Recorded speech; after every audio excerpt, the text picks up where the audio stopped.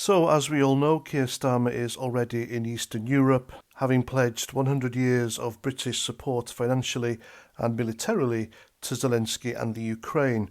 Why 100 years, I don't know. Because neither Putin nor Zelensky can live for that long, can they?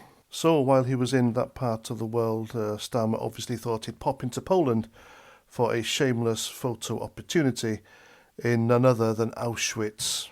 And here are 4 photos of him and his wife, and they look like they're casually strolling around in a somber mood, taking in what happened there. And why do this? I mean, it really is ghoulish, isn't it? Of course it is. It's a woke virtue signalling stunt. Or maybe he's looking for new ideas how to deal with the British people.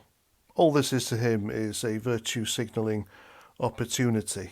I mean, of all the places to have a photo up, Jesus Christ. Keir Starmer is a perfect example of how not to be a British Prime Minister. The guy can quite literally do nothing right. And that's because no part of him is human. He can't empathise with anyone. He has no sympathy.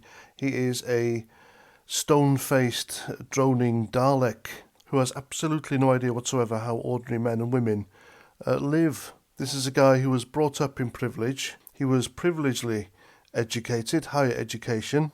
He even went to study Marxism in his youth, back in the 80s, in a camp somewhere in Eastern Europe. And he's had top, high-paying jobs ever since. He has no idea. And yet, he's a socialist. I mean, Jesus. I can promise you now, folks, those who have suffered socialism never want to live under its warped ideology regime ever again. And you hear this constantly from Eastern Europeans who move to Western Europe to escape it, and the stories they tell, it's horrendous. And if this is a stunt to try and humanise himself because of his low ratings in the polls, well, it's not working, is it? Don't go to places where mass murder was committed. I mean, where next is he going to go? Hungerford, Dunblane, the site of the former Twin Towers in New York?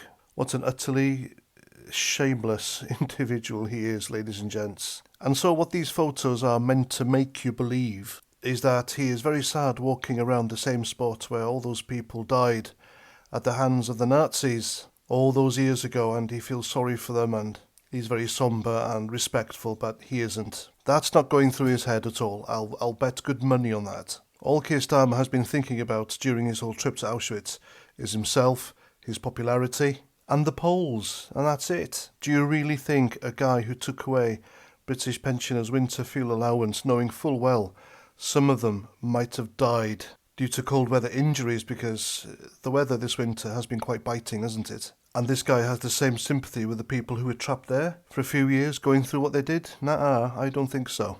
I'm telling you now, if this planet was to explode tomorrow and there was a big rocket ship to save humanity, he'd be the first on it.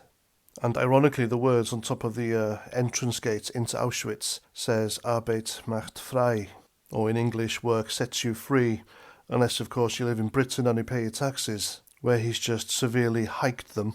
And you can't write stuff on social media for fear of imprisonment, so yeah, work doesn't really set you free in Britain. How ironic. And there we go. I'm Paz49. Thanks for watching. Remember to subscribe if you haven't. And until the next time, Roger Trout.